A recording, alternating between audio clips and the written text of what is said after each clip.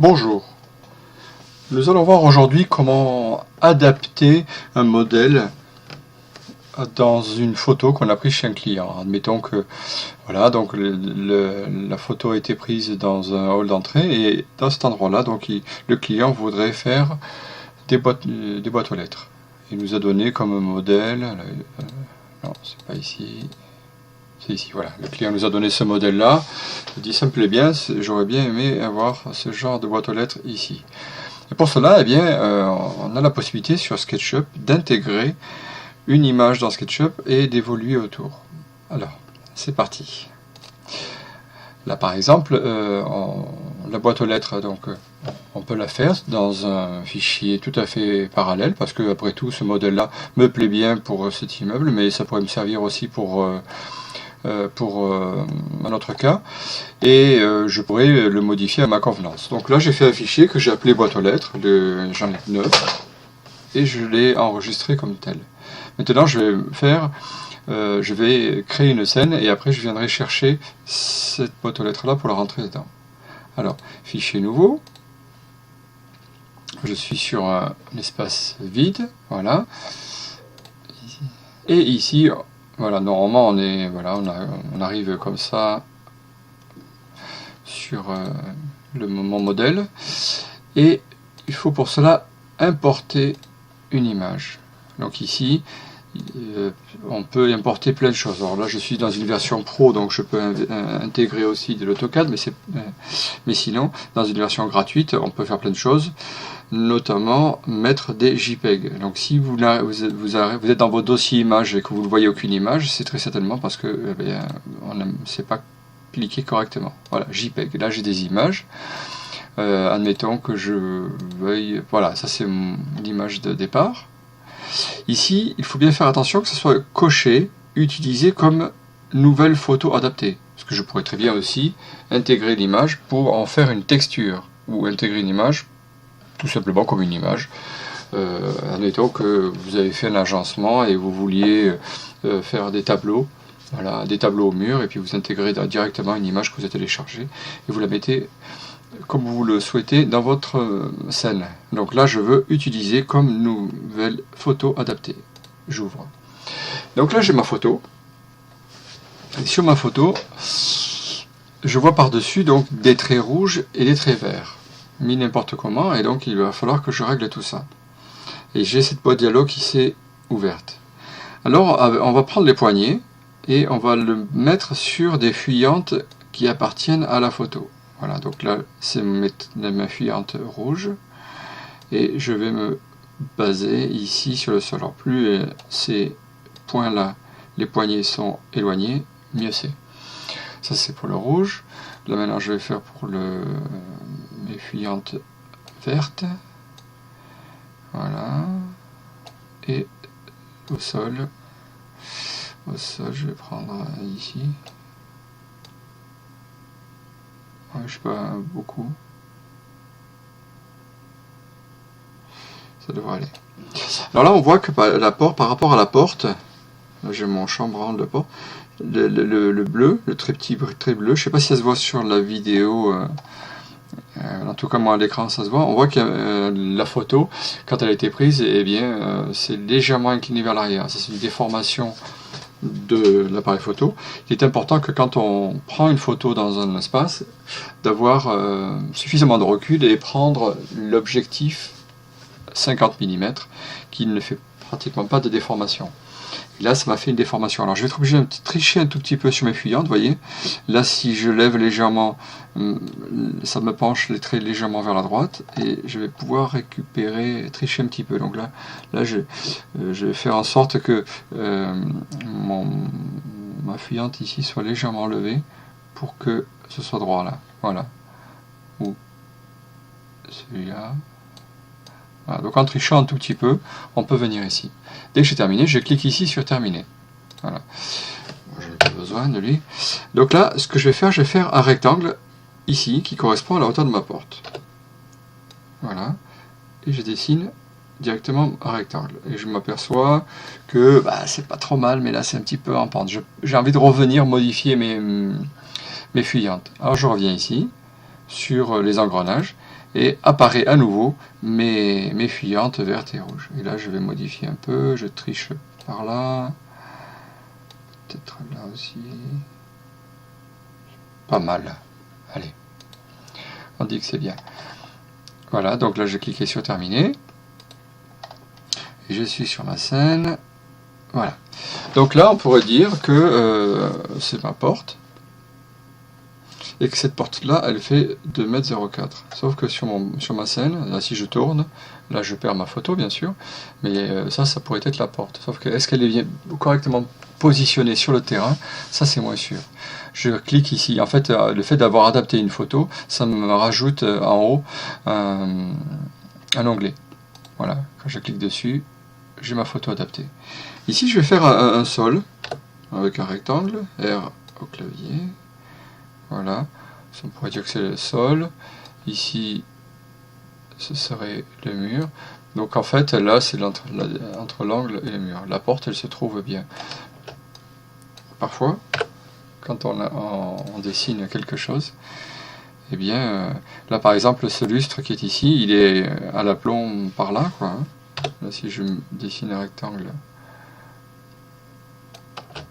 ici, voilà, on n'est pas du tout à l'aplomb, quoi. On est complètement décalé. C'est pas facile d'arriver à dessiner correctement. Là j'ai eu un coup de bol parce que la porte elle est tombée pile sur le mur quand j'ai dessiné tout à l'heure la porte, mais c'est pas toujours le cas. Des fois la porte elle se trouve finalement là derrière, quoi. Voilà. Un peu comme je me trouve avec une porte comme ça, et elle est loin là-bas derrière ou carrément devant. Pour remédier à ça, eh bien, on dessine un sol, on dessine un mur, on voit que ça correspond bien, et à partir de là, on peut dessiner dessus.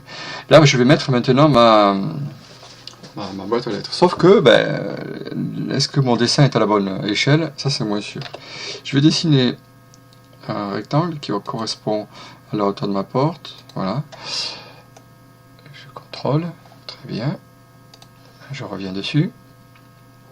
J'appelle l'outil donc mesurer, celui-là avec T au clavier, et il faut bien se mettre sur une arête, il ne faut pas se mettre ici. Par exemple, si je fais comme ça pour mesurer, non seulement il va mesurer, il me dit qu'il y a 948 mm, mais en plus de ça il me crée un guide. Alors je vais, plutôt que de faire ça, T, je reviens, je me mets sur l'arête, je viens ici, il me marque, je clique, en bas là on voit qu'il y a 948, normalement il me faut 2040, je rentre 2040, je fais entrer, et là il me demande, est-ce que vous souhaitez redimensionner le modèle? Eh bien oui, et là il me le redimensionne, donc je reclique ici, voilà. Je reprends mon mètre, je mesure, est-ce que j'ai bien 2,40 m? 2040, j'ai 2040, donc là, ici, j'ai 2040, et ça me tombe bien parce que du coup, quand je vais intégrer ma boîte aux lettres, et bon, ça va bien s'harmoniser avec ça. Ce rectangle m'a servi uniquement pour pouvoir redimensionner mon dessin. Je supprime. Voilà.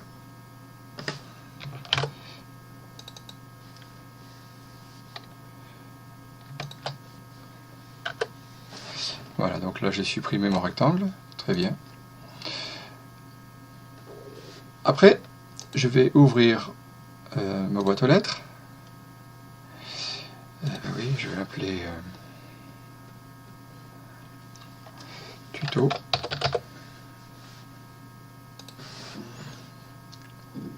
Voilà, là je vais maintenant ouvrir ma boîte aux lettres que j'ai fait tout à l'heure. Voilà, elle est ici.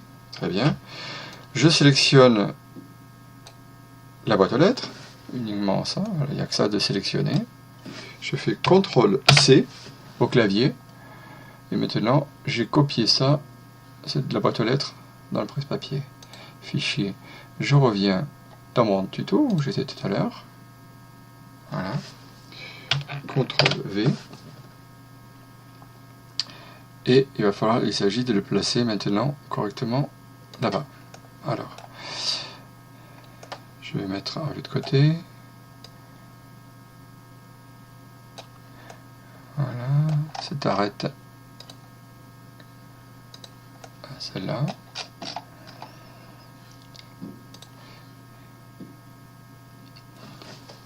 niveau de la hauteur, on est pas mal.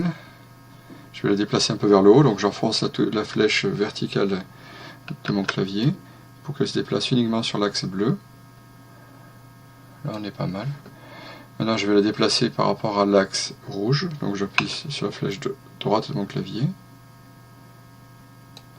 Du coup ça m'a permis de me déplacer, de bien rester sur ce plan là en le faisant avec les flèches. Voilà. Et ma boîte aux lettres est bien placée. Bien. Elle est bien placée sur ma photo. Ces deux plans-là m'ont permis de bien la placer correctement par rapport à la porte. J'en ai plus besoin. Triple clic. Ça m'a sélectionné mon plan horizontal et vertical. Et je supprime. Voilà. Ma boîte aux lettres, elle est là. Sauf qu'elle n'est pas visible. Pour qu'elle soit visible, il faut aller dans Style. Dans Style, normalement, c'est ici. Quand on arrive sur Style, en général, c'est l'onglet sélectionné qui est activé. Ici, je vais sur Édition. Je clique sur... il y a plusieurs icônes, il y en a 4. Je prends le dernier, Modélisation. Et ici, je clique sur Photo de premier plan. Voilà. Et là, j'ai ma photo qui est active. Là, je vois le trait rouge, bleu, rouge, vert et bleu. Je veux l'enlever. Affichage. Axe. Du coup, je veux plus mes axes. Voilà. C'est comme ça que je peux faire. Là, j'ai de l'ombre. Je vais enlever mes paramètres d'ombre. Et donc, du coup, je peux maintenant envoyer à mon client cette photo. Alors, bien sûr, si je modifie l'angle, hop, je perds la photo qui est derrière. Voilà. Mais il existe une façon de pouvoir justement récupérer le fond. Voilà. Alors, celui-là, je vais en faire un nouveau. Ouvrir. Voilà. Et je vais adapter une autre photo. Je vais prendre fichier ouvrir. Non, importer. Importer une image. Et là, je vais prendre ce petit hall d'entrée, celui-là. Voilà. Ouvrir. Alors, on va faire comme tout à l'heure. Hop. Ici. Là. Et là. Hop. Et là. Voilà. Pour le vert. Ici. Là. Et hop, voilà. Donc les fuyantes vertes correspondent bien. Les rouges aussi. Voilà. C'est bon. J'ai terminé. Voilà. Donc maintenant, ici, je peux pouvoir dessiner mon mur et tout ça. Bon, lui, j'en ai plus besoin. Je vais supprimer. Rectangle pour faire un R. Et là, donc, je peux dessiner, par exemple, ce mur. Ce mur qui est ici. Alors, je dessine ce mur. Voilà. Je zoome un petit peu. Je dessine mon sol. Et là, ce que je dessine s'adapte à ma photo. Je dessine ma face qui est ici. Voilà. Ah. CTRL Z. Je recommence. Rectangle. Voilà. Et je m'accroche là. Et maintenant, je fais mon plafond. Alors là, je peux faire mon plafond. Je n'ai plus besoin de ma photo. Hein. Tac. Et puis l'autre mur. Donc je fais une boîte. Voilà. J'ai fait une boîte. Et dans cette boîte-là, quand je clique sur là-dessus, les angles de mes boîtes viennent épouser correctement mes arêtes. Après, si je fais projeter les textures sur photo, eh bien, cette matière va être... on va dire que, du coup, ça va être projeté sur cette face-là. Le sol sur le sol, le mur sur le mur.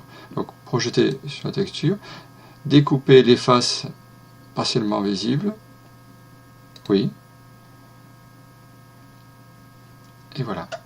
Donc là, maintenant, j'ai un espace. Alors, bien sûr, là, il m'a pas mis de photo, hein. Il n'y a rien ici, mais en tout cas, par rapport à ce point de vue, ici, j'ai... Voilà. Donc ça peut être intéressant, parce que du coup, là, je peux fabriquer mes boîtes aux lettres, quoi. Voilà. Je peux directement sur le mur fabriquer une boîte aux lettres de 260 160 point virgule.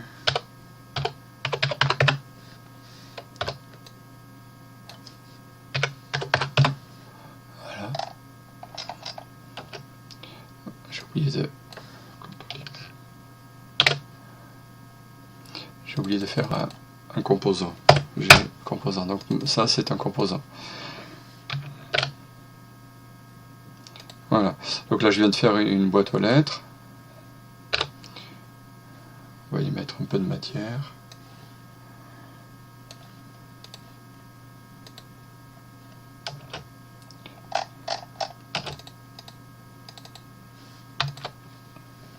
On va donner l'épaisseur du panneau. 20 mm. Ah, je viens de me rendre compte que j'ai pas redimensionné ma scène. Là par exemple j'ai mis 240, mais ma scène, est-ce qu'elle est la bonne taille? Alors on va contrôler ça. J'appelle mon outil mètre T au clavier, je mesure cette arête qui doit faire normalement 2500 et je suis pas à 2500. Alors je rentre 2500, entrée, il me demande si je veux redimensionner. Oui, ça y est, c'est redimensionné. Voilà, donc ça par contre du coup c'est plus dimensionné parce que j'avais mis 240 et là j'ai plus 240. J'ai une dimension bâtarde. Donc je supprime rectangle. Voilà, 240, point virgule 240. Ok.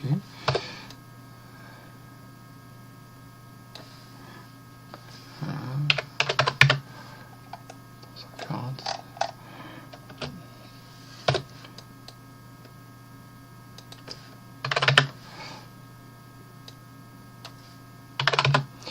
C'est pas 240, c'est 260 normalement. Voilà. 260 par 340 de profondeur. Maintenant je vais donner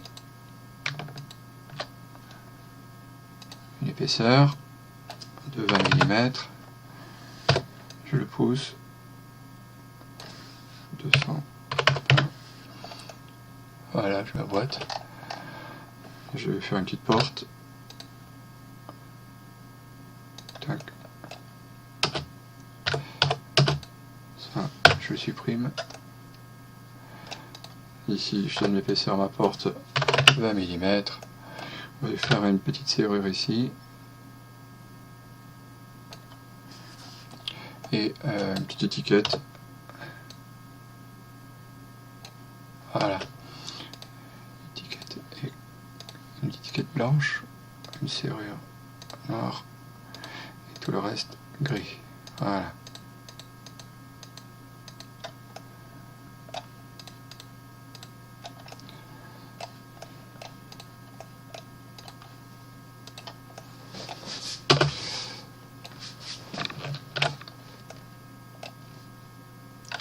Je crée le composant que je peux appeler boîte aux lettres et après je le multiplie.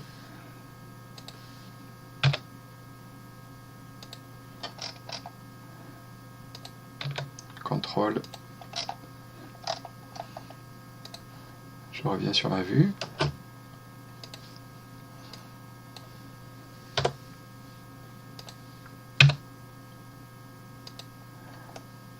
Voilà.